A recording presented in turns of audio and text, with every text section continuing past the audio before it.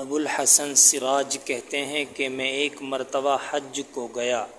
میں طواف کر رہا تھا، میری نگاہ ایک ایسی حسین عورت پر پڑی جس کے چہرے کا حسن چمک رہا تھا۔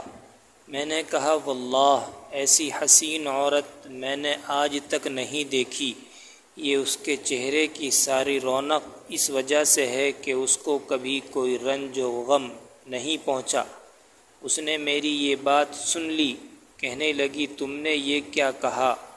واللہ میں غموں میں جکڑی ہوئی ہوں اور میرا دل فکروں سے اور آفتوں سے زخمی ہے اور کوئی بھی میرے غم میں میرا شریک نہیں رہا۔ میں نے پوچھا کیا ہوا؟ کہنے لگی کہ میرے خاوند نے قربانی کی ایک بکری ذبح کی، میرے 2 چھوٹے بچے کھیل رہے تھے اور ایک بچہ دودھ پیتا میری گود میں تھا۔ میں گوشت پکانے کے لیے اٹھی تو ان دونوں لڑکوں میں سے ایک نے دوسرے سے کہا میں تجھے بتاؤں کہ ابا نے بکری کس طرح ذبح کی؟ اس نے کہا بتاؤ۔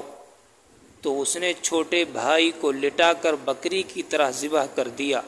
پھر وہ اس کو ذبح کر کے ڈر کے مارے بھاگ گیا اور پہاڑ پر چڑھ گیا۔ وہاں ایک بھیڑیے نے اس کو کھا لیا۔ باپ اس کی تلاش میں نکلا اور ڈھونڈتے ڈھونڈتے پیاس کی شدت سے مر گیا۔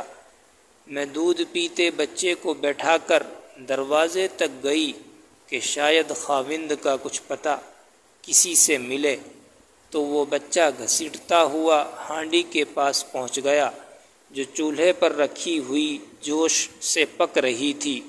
اس کو جو اس نے ہلایا وہ پکتی پکتی اس پر گر گئی، جس سے اس بچے کا سارا بدن گوشت جل کر ہڈیوں سے الگ ہو گیا۔ میری ایک بڑی لڑکی تھی جو اپنے خاوند کے گھر تھی، اس کو جب اس سارے قصے کی خبر پہنچی تو وہ خبر سن کر زمین پر گر گئی۔ اسی میں اس کی بھی موت مقدر تھی، وہ بھی مر گئی۔ مقدر نے ان سب کے درمیان سے مجھے اکیلی کو چھوڑ دیا۔ میں نے کہا ان مصیبتوں پر تجھے کس طرح صبر آیا؟ وہ کہنے لگی کہ جو شخص صبر اور بے صبری میں الگ الگ غور کرے گا وہ ان کے درمیان بہت بعد پائے گا۔ صبر کا انجام محمود ہے اور بے صبری پر کوئی اجر نہیں ملتا۔ پھر اس نے 3 شعر پڑھے اور چل دی، جن کا ترجمہ یہ ہے میں نے صبر کیا اس لیے کہ صبر بہترین اعتماد کی چیز ہے، اور اگر بے صبری سے مجھ کو کوئی فائدہ پہنچ سکتا تو کرتی۔ میں نے ایسی مصیبتوں پر صبر کیا کہ اگر وہ مصائب سخت پہاڑوں پر پڑتے تو وہ پہاڑ بھی ٹکڑے ٹکڑے ہو جاتے۔ میں نے اپنے آنسوؤں پر قدرت پائی، بس ان کو نکلنے سے روک دیا۔ اب وہ آنسو اندر ہی اندر میرے دل پر گر رہے ہیں۔